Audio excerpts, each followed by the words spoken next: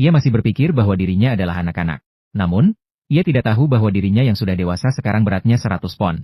Di masa kecil, pemiliknya suka dengan keusilan seperti ini. Ia juga berusaha sebaik mungkin setiap hari.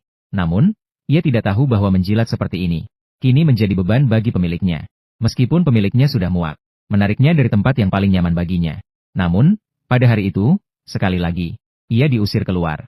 Jika kembali ke masa lalu, ia akan merasa sangat kecewa. Namun, kali ini ia yang sedih. Justru mendapatkan kejutan yang tak terduga. Ketika mengambil foto keluarga, ia adalah yang terakhir tiba. Dan sampai saat ini, pemilik baru menyadari bahwa ada yang tidak beres. Makan malam Thanksgiving yang berlimpah sekarang sudah berantakan. Dan hukuman yang diberikan padanya juga sekali lagi diusir untuk menginap di luar. Meskipun pemiliknya pernah sangat mencintainya, namun kini juga memutuskan untuk melepaskan masalah ini. Ia ditipu oleh pelayan yang sama-sama ia percayai. Dia dibohongi untuk masuk ke gerobak. Namun dia tidak tahu, dia telah ditinggalkan oleh pemiliknya. Kapal pesiar berpindah dari musim panas yang ramai ke musim dingin. Book juga dijual ke Alaska dan dikurung bersama sekelompok anjing Siberian Husky. Dengan tatapan yang sayu dan penuh kebingungan. Juga di sini, Book bertemu dengan pemilik kedua. Meskipun pria ini sangat gelap. Namun, pada pandangan pertama, Book merasa nyaman dengannya. Hingga dia dipakaikan kalung. Baru kemudian dia tahu bahwa pria berkulit gelap adalah tukang pos setempat. Dia tidak memiliki pengalaman kerja. Pengalaman pertama Book juga sangat canggung. Anjing pemimpin melihat sesuatu yang aneh. Setelah mengancam dengan marah, tim kembali ke jalur yang benar. Namun, Book yang pertama kali melihat pemandangan yang indah. Sejenak terpesona dan berhenti melangkah. Dan ia teralihkan sejenak. Dan gangguan sesaat itu juga secara langsung menyebabkan tim pertama kali mengalami situasi terbalik.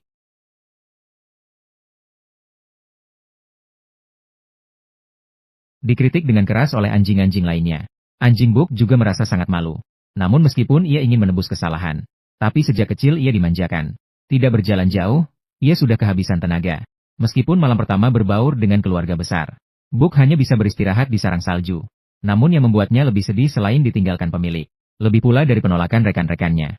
Maka, teman pertamanya yang ia dapatkan adalah sebuah kerucut pinus yang besar. Lalu memeluknya dan diam-diam menunggu di belakang. Menunggu anjing pemimpin membagikan makanan. Golden Retriever yang paling tidak berguna.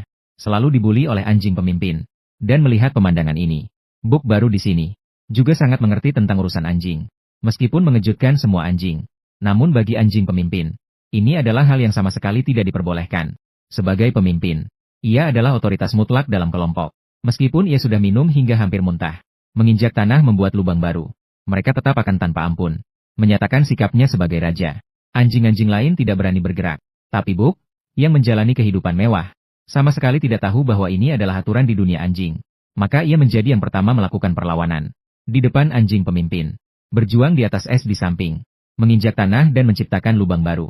Anjing-anjing berkumpul untuk minum air. Sementara itu Book mendapatkan simpat. Juga karena tindakan baiknya, memicu kemarahan pemimpin.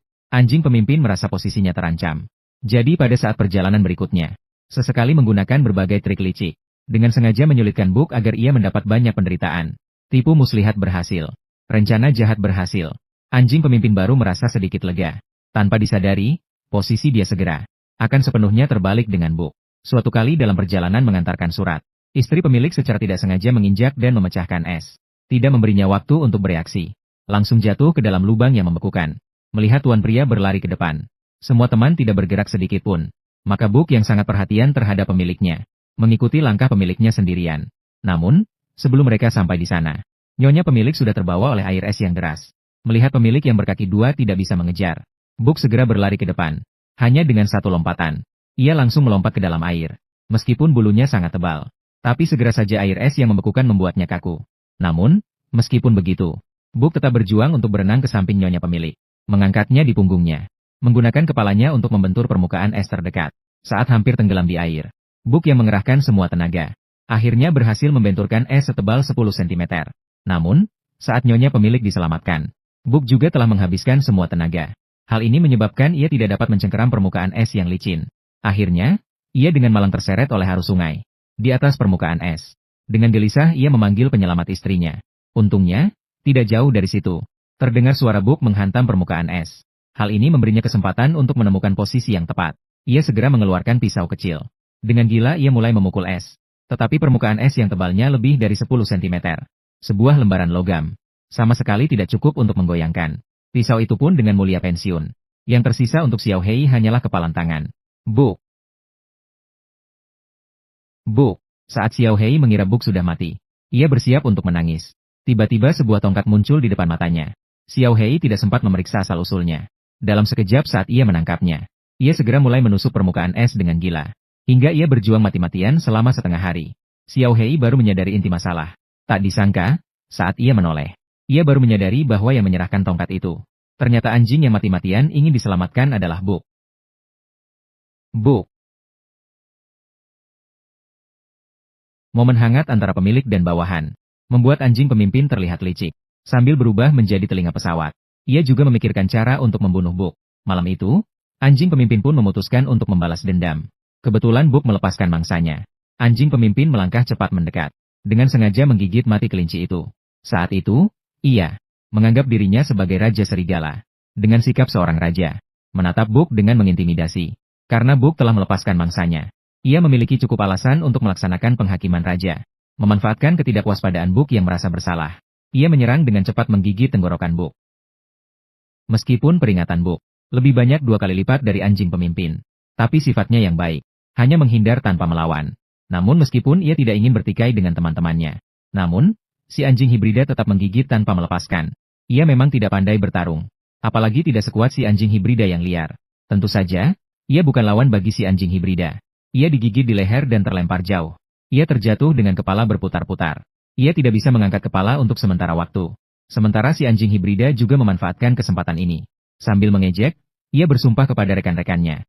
Dialah yang menjadi raja di kelompok ini. Rajanya yang mutlak. Si anjing hibrida yang angkuh tidak menyadari. Rekan-rekan yang telah lama menjadi korban penindasan sudah tidak tahan lagi dengan bully seperti ini. Di bawah pimpinan seekor anjing, mereka secara sukarela melindungi Buk yang masih pingsan. Guntur ancaman dari Raja Serigala. Bangunlah Buk yang tidak sadarkan diri. Melihat bagaimana ia memperlakukan rekan-rekannya, sungguh membangkitkan naluri liar yang mengalir dalam darah Buk. Warisan naluri liar dari nenek moyangnya. Jenis anjing hibrida ini, sebenarnya, ia tidak ada artinya. Tetapi demi muka dan posisi, masih berharap pada ilusinya. Menggigit pelipis dan menyerang Buk. Namun saat itu, Buk sudah tidak lagi memiliki rasa takut. Setelah menghindar, hanya satu lompatan dan gigitan langsung mengunci tenggorokan nasib si husky.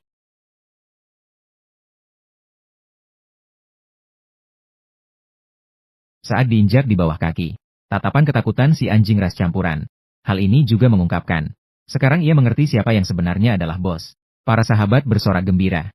Buk juga menjadi pemimpin baru. Dan kehilangan segalanya, si anjing ras campuran juga memilih untuk pergi sendirian seperti pemimpin yang pernah dikalahkannya. Memilih untuk pergi sendiri. Seperti pemimpin yang pernah dikalahkannya, ia hidup dan mati sendiri.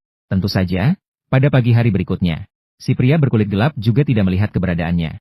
Mendapatkan lingkaran. Menyadari bahwa tidak ada lagi anjing pemimpin, si pria berkulit gelap berencana untuk menunjuk pemimpin baru. Namun, tidak peduli bagaimana dia menunjuk. Para anjing semuanya berpura-pura tidak melihat. Sampai dilabrak oleh Buk. Dia baru menyadari bahwa anjing-anjing sudah mengambil keputusan. Meskipun Buk masih pemula, dia tidak punya pengalaman dan tidak dianggap oleh pria berkulit gelap. Namun Buk tetap memiliki tatapan yang tegas. Dia melanggar perintah dan bersikukuh untuk memimpin. Pria berkulit gelap berusaha keras untuk meyakinkannya. Buk sama sekali tidak mendengarnya. Dia hanya menatap matanya dengan tajam. Dia duduk dengan tegas, bersumpah akan tekadnya. Pria berkulit gelap gemetar karena marah. Namun dia juga menyadari bahwa perintah itu sia-sia. Dalam keputusasaan,nya dia hanya bisa menyeret Buk. Dia melempar Buk kembali ke bagian belakang kelompok. Pria berkulit gelap awalnya berpikir, anjing tua hitam pasti akan mematuhi perintah dan mengenakan kerah. Namun dia tidak menyangka bahwa anjing tua hitam hanya terus menatap Buk. Melihat Buk yang marah dan tidak bergerak, dia dengan keras menolak rencana pria berkulit gelap. Begitu terjadi berulang-ulang. Wanita itu juga melihat celah dalam situasi itu. Dan pernyataan Shanshan yang mengungkapkan semuanya.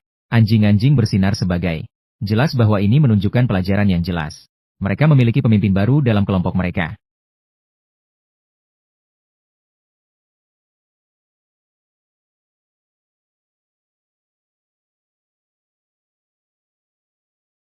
Pakailah.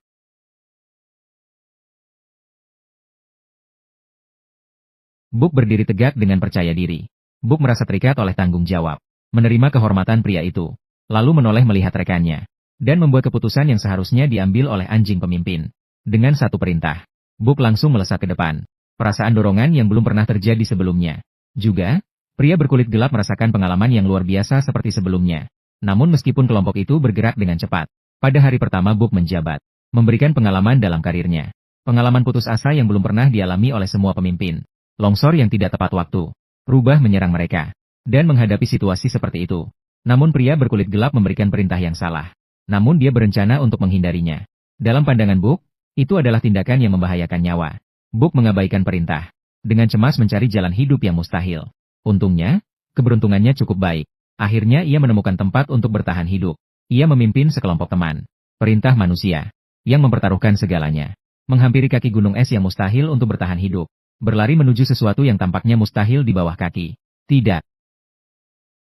Tidak.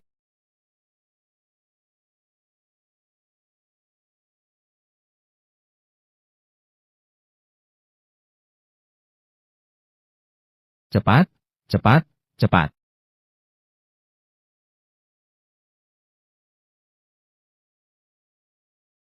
Book memimpin manusia dan anjing-anjing. Book memimpin manusia dan anjing-anjing menghadapi bahaya. Sukses menghindari krisis mematikan dengan sempurna. Ketika semua orang yang menunggu surat berpikir, saat tim pengantar surat pasti akan mati. Book ibarat cahaya pagi. Ia adalah yang pertama menerobos ke dalam mata mereka yang terkejut.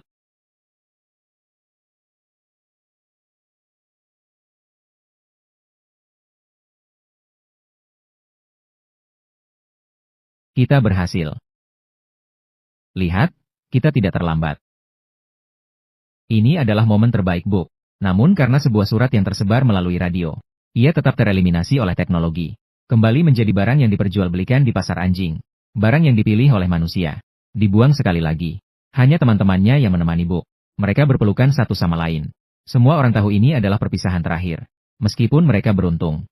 Dipilih oleh seorang pengusaha kaya. Namun, koper yang kelebihan beban itu, bukanlah beban yang bisa ditangani oleh anjing-anjing itu. Pria itu pun mengangkat cambuknya. Tanpa membedakan siapa yang terkena. Ia melayangkan cambuknya ke arah Book. Saat Book bersiap untuk mati, seorang pria tua yang tidak dikenal menghalangi jalan. Lalu memarahi pengusaha kaya itu dengan kata-kata kasar. Dengan harga tinggi, ia berhasil membawa Book pergi. Namun, pria tua itu adalah seorang pemabuk. Ia sering dibuang keluar karena berutang. Book, yang sedang menonton, juga dengan marahnya menjatuhkan cangkir tua.